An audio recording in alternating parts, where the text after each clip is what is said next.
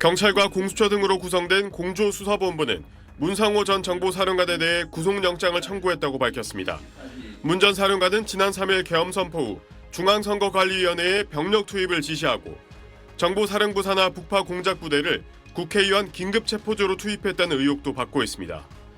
문 전 사령관은 계엄 이틀 전인 지난 1일 경기도 안산의 한 햄버거 가게에서 정보사 소속 대령 2명과 함께 노상원 전 정보사령관을 만나 계엄을 사전 모의했다는 의혹도 불거졌습니다.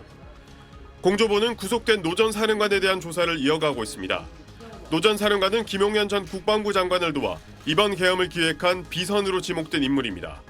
노 전 사령관은 또 정보사 회동이 이뤄졌던 햄버거 가게 인근에서 점집을 운영하며 역술인으로도 활동했던 것으로 알려졌습니다. 경찰은 노 전 사령관이 계엄 이틀 전뿐 아니라 계엄 당일인 3일에도 해당 햄버거 가게에서 군 관계자들과 회동을 한 정황을 확인한 것으로 전해졌습니다. 두 모임 모두 노 전 사령관이 주도했지만 참석자는 동일하지 않은 것으로 알려졌습니다. 이런 가운데 지난 1일 정보사 회동에 참석한 4명 가운데 1명인 정모대령은 변호인을 통해 입장문을 내고 잘못을 인정하고 수사 과정에서 모든 사실을 자백했다고 밝혔습니다. 또 노상원과 문상호 2명의 전 정보사령관에 대해서도 알고 있는 모든 사실을 진술했다고 밝혔습니다. 비상계엄 발령 당시 국무회의 참석자에 대한 조사를 이어오고 있는 경찰 특별수사단은 한덕수 대통령 권한대행 겸 국무총리를 조사했다고 밝혔습니다. 경찰은 국무회의 참석자와 배석자 가운데 지금까지 9명을 조사했다고 밝혔습니다. SBS 사공성근입니다. 비상계엄 선포 이틀 전 일요일인 지난 1일 점심쯤 경기 안산 상록수역 인근 햄버거 체인점에 국군 정보사령부 문상호 사령관과 직속 부하인 대령 2명이 모였습니다. 상록수역으로 오라는 문상호 사령관의 당일 호출에 따른 만남이었는데 잠시 뒤 노상원 전 정보사령관도 등장했습니다. 전현직 정보사령관들이 모인 이 비밀회동은 사람이 붐비는 주말 낮 시간 한 햄버거 체인점에서 이뤄졌습니다. 보안을 유지하기 위해 인적이 드문 곳을 찾지 않고 오히려 의심을 사지 않기 위해 인파가 붐비는 곳을 택한 것으로 보입니다. 이 자리에 참석한 정보사 A대령은 경찰 특별수사단에 당시 노 전 사령관이 문 사령관에게 중요한 임무가 있을 것이고 중앙선관위 전산 서버를 확보하면 부정선거 증거를 확보할 수 있다는 말을 했다고 진술했습니다. 노 전 사령관이 자리를 뜨고 남은 세 사람은 A대령의 차 안에서 이야기를 이어갔습니다. A대령은 이때 문 사령관이 계엄 이야기를 한 것으로 기억한다며 계엄 선포가 안 되기를 바라지만 명령이 내려오면 따라야 되지 않겠냐고 말했다고 진술했습니다. 경찰은 A대령의 진술을 토대로 햄버거 체인점과 인근 주차장에서 비밀회동이 있었는지 확인한 것으로 파악됐습니다. 경찰도 왔다고 얘기를 들었어요. 왔다고. 아, 와서 왜 왔다고 들으셨어요? 여기 뭐 검색할 때 따라나? 또 햄버거 체인점의 CCTV 등 관련 자료를 확보해 수사하고 있는 것으로 전해졌습니다. SBS 홍유진입니다. 비상계엄 당일인 3일 저녁 경기도 판교에 소집된 정보사 요원들은 북파 공작원 HID와 인적 정보 휴민트의 혼성 부대인 계엄 상황관리 TF로 확인됐습니다. 정보사 소식통은 계엄 상황관리 TF는 최소 5개에서 최대 10개 팀으로 구성됐다며 전체 규모와 각 팀의 구체적인 임무는 공개되지 않고 있다고 밝혔는데 팀별로 공작과 체포, 경호, 경비 등의 임무를 맡았을 것으로 추정됩니다. 소식통은 계엄 당시 선관위에 출동해 서버를 촬영한 정보사 장교들은 상황관리 TF와 다른 조직이라며 별도로 정보사에 계엄 수사본부를 설치하려는 계획도 있었다고 전했습니다. 또 정보사 경력이 1년 정도밖에 되지 않는 문상호 현 사령관은 상황관리 TF만 책임지고 노상원 전 사령관이 부정선거 음모론을 조사하기 위한 계엄 수사본부 등 정보사 계엄 조직 전체를 총괄하는 실질적 사령관이라고 강조했습니다. 노 전 사령관이 사실상 지휘한 정보사 계엄 조직에 숨겨진 규모와 임무가 상당하다는 겁니다. 비상 계엄 사태를 수사하고 있는 공조수사본부 고위 관계자도 SBS에 노 전 사령관은 김용현 전 장관과 거의 같은 급으로 보인다고 말했습니다. 긴급 체포 직전 노 전 사령관은 SBS와 인터뷰에서 국회에서 계엄 해제 요구 결의안이 통과된 직후인 4일 새벽 1시 반쯤 김용현 전 장관으로부터 첫 전화를 받았고 이후 한두 시간 뒤 김 전 장관에게 전화를 걸어 살 길을 찾아야 한다는 취지로 말했다고 밝혔습니다. 그리고 나서 한두 시간 있다가 내가 다시 전화를 해서 어떻게 하실 거냐. 그러니까 네네. 한두만 푹푹 식을래. 네. 힘내십시오. 네. 그리고 죽으란 법은 없으니까 살 길을 찾아야 하지 않습니까? 네. 그런 식으로 통화를 하고 민주당 박선원 의원은 두 번째 통화에서 노 전 사령관이 김 전 장관에게 추가 작전을 건의했다고 주장했습니다. 노상원이 SBS에다가 이 실토를 한 것은 1시 20분에 김용현이 자기한테 전화를 했다는 거잖아요. 그다음에 3시 20분경에 다시 노상원이가 김용현에게 전화를 하거든요. 그래서 추가 작전을 하자는 식으로 강력하게 노상원이가 이야기를 하는데 계엄 사전 모의 혐의를 받고 있는 노 전 사령관이 김 전 장관에게 말했다는 살길이 계엄 추가 작전인지, 최대 10개 팀으로 꾸려진 상황관리 TF의 정확한 역할이 무엇인지는 수사로 밝혀야 할 대목입니다. SBS 김태훈입니다. 지난 10일 국회에 나온 문상호 정보사령관은 노상원 전 사령관을 잘 모른다고 답했습니다. 노상원 알아요, 몰라요? 잘 모릅니다. 하지만 어제 공조수사본부에 소환된 문 사령관은 180도 입장을 바꿔 김용현 전 장관으로부터 노상원의 지시가 내 지시라는 명령을 받았다고 진술한 것으로 확인됐습니다. 공조수사본부 고위 관계자는 김 전 장관 명령에 따라 문 사령관이 노 전 사령관이 시키는 대로 각종 임무를 수행했다고 밝혔습니다. 노 전 사령관은 체포와 경비, 수사 등 계엄 임무에 적합한 요원들을 선발하라고 지시했고, 문 사령관은 정보사 예하부대에서 북파공작원 HID와 인적정보 휴민트 요원 가운데 정예 인원을 추렸습니다. 사실상 노 전 사령관을 실질적 지휘관으로, 문 사령관을 그 아래 관리자로 둔 겁니다. 앞서 지난 7월 문 사령관은 정보사 내 부하와의 다툼, 블랙 요원 정보 유출 사태로 직무 배제 뒤 경질이 예정돼 있었습니다. 이번 일을 계기로 전반적인 혁신, 구속 조치는 좀 강하게 할 생각입니다. 그러나 두 달 뒤 김용현 전 장관이 장관에 부임하면서 별도 인사 조치 없이 자리를 지켰습니다. 안 된 이유가 이놈저놈 다 잘라버리면 남아있는 그 조직을 어떤 놈이 그 수습을 할 것인가, 그런 측면에서 아마 고려를 한 것 같더라고, 국방부에서. 인사권을 쥔 김 전 장관이 예비역인 노 전 사령관의 지시를 받으라는 부당한 명령을 해도 거부할 수 없었던 겁니다. 김용현 장관하고 나하고 워낙에 이제 돈독한 관계라는 건 군에서 장성이 애지가는 놈은 다 알아요. 노 전 사령관도 평소 김 전 장관이 자기 말을 듣는다고 과시하고 다녔습니다. 평상시 내 말을 많이 듣고 나한테 조언을 구하고 했던 놈이니까. 군 내부 소식통들은 문상호 사령관 유임 인사도 계엄을 위한 김 전 장관의 조치일 것이라고 의문을 제기했습니다.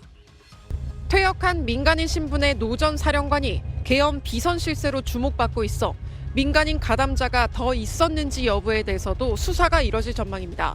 SBS 정혜경입니다. 자, 군 장성들에 대한 수사 이야기도 이어가 보겠습니다. 자, 현직 정보사령관, 이른바 햄버거집 비밀회동을 모의한 노상원 전 정보사령관에 대한 논란이 끊이지 않고 있습니다.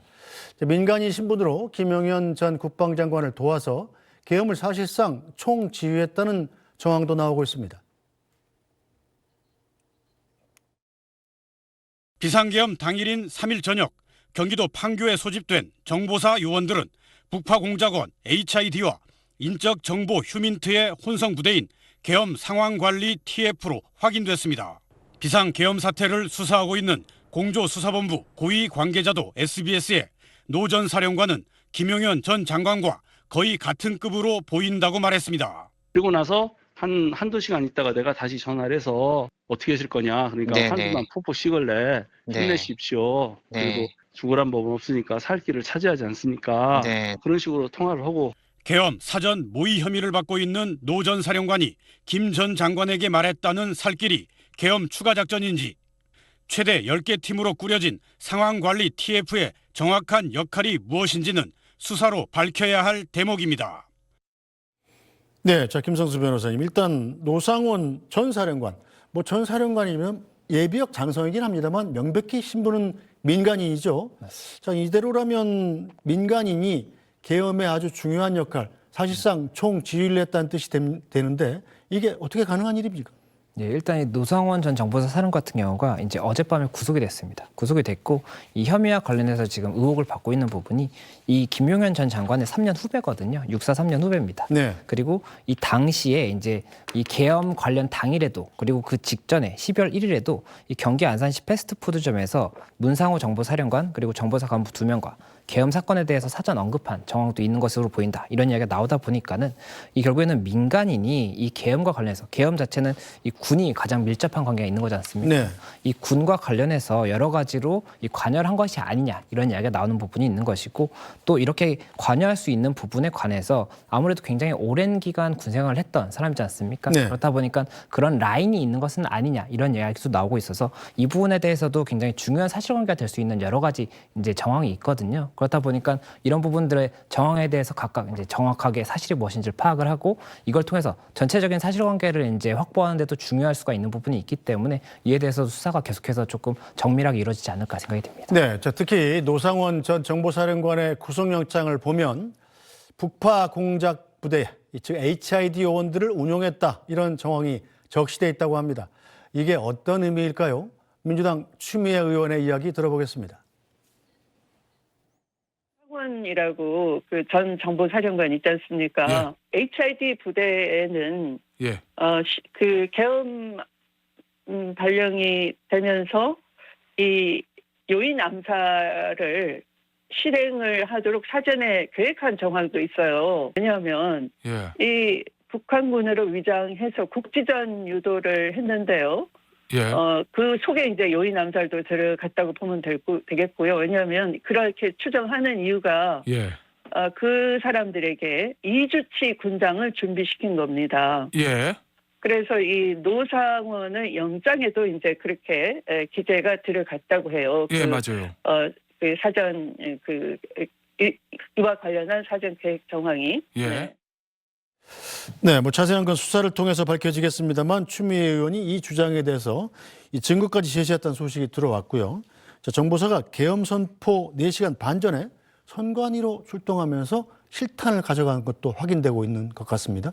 예, 그 부분 관련 사실관계를 조금 설명을 드리겠습니다. 이 19일에 국방위 소속 이제 추미애 의원이 정보사로부터 제출을 받은 이 자료가 있는 겁니다. 탄약 수불 기록이라고 해서 탄약을 이제 내보냈거나 아니면 다시 돌아오는 이런 거를 이제 기록을 하는 자료가 있거든요. 근데 이 자료를 봤는데 3일 오후 5시 53분경에 K5 권총 10정 그리고 탄약 100발이 수불이 된 겁니다. 그리고 수불이 돼서 지휘통제실에서 일단은 그 총기 보관함에 보관을 하고 있다가 이후에 오후 8시 2분경에 중앙선관위로 출동하는 정보사 요원들에게 이 총기와 이로 탄약이 불출이 됐다는 겁니다. 그러니까 줬다는 얘기죠. 뭐 수불, 불출 뭐 말이 어렵습니다만 총알을 갖고 갖다 줬다 이런 얘기예요. 예, 그래서 가지고 갔다라는 건데 그렇다면은 지금 선관위에 출동했던 요원들이 만약에 권총을 가져간 것이 맞다라고 한다면 이것 자체가 이 선관위 관련 뭐 관계자들에 대해서 강제적인 어떤 뭐 물리적인 행사라든지 이런 것들을 하기 위한 것이 아니냐 이런 의혹이 나오다 보니까는 이 부분을 뒷받침할 수 있는 사실관계 중 하나로 이런 수불 기록 이런 부분이 나왔다 지금 이렇게 이야기가 되는 것이고 또 지금 앞서 영상에서 나왔던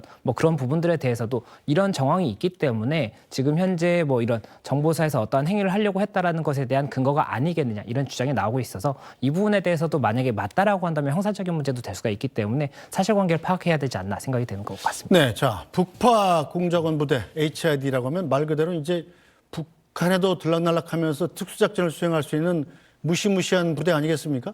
지금으로선 대기하고 있었다. 어떤 임무가 주어져 있었는데 공작원 부대원들도 잘 모른단 말입니다. 추정할 수밖에 없는데 어떤 임무가 주어졌을까요? 임무에 대해서는 뭐 명확한 부분은 없는 것 같기는 합니다. 그리고 이 HID 자체가 이제 이 부대를 설명을 조금 더 드리면 이 국군 정보사령부의 이제 직할 부대입니다. 현재는 지금 직할 부대이고 육상 정보 부대라고 하는 것인데 이 이제 부대가 하는 업무 자체가 북한에 파견이 돼서 기밀이라든지 각종 정보를 수집하고 중요 인물을 뭐 암살한다든지 이런 굉장히 조금 중요한 역할을 하는 부대라고 볼 수가 있다 보니까는 이 HID가 파견된 것 자체가 굉장히 중요한 부분이 있었던 것이 아니냐라는 조금 의문이 들다 보니까는 이 HID에 대해서 어떠한 명령이 있었을 것이냐 이게 결국에는 이 당시에 이 출동했던 인원은 모른다고 하더라도 출동을 지시했던 인원들 상부 쪽에서는 알고 있을 수가 있거든요. 어떤 네. 의도로 이게 지시를 했는지 이런 부분이 있을 것이기 때문에 그런 부분에 대해서도 일단은 명확하게 사실관계가 밝혀지고 그것이 지금 의혹을 받는 그런 사실관계인 것인지 아니면 뭐 다른 사실관계인지 이런 것들에 따라서 이 전체적인 정황이 또 변경이 될 수가 있기 때문에 이 부분도 중요한 사실관계라고 보입니다. 네, 자 그런데 오늘 언론 보도를 또 보면 정보사 판교 사무실에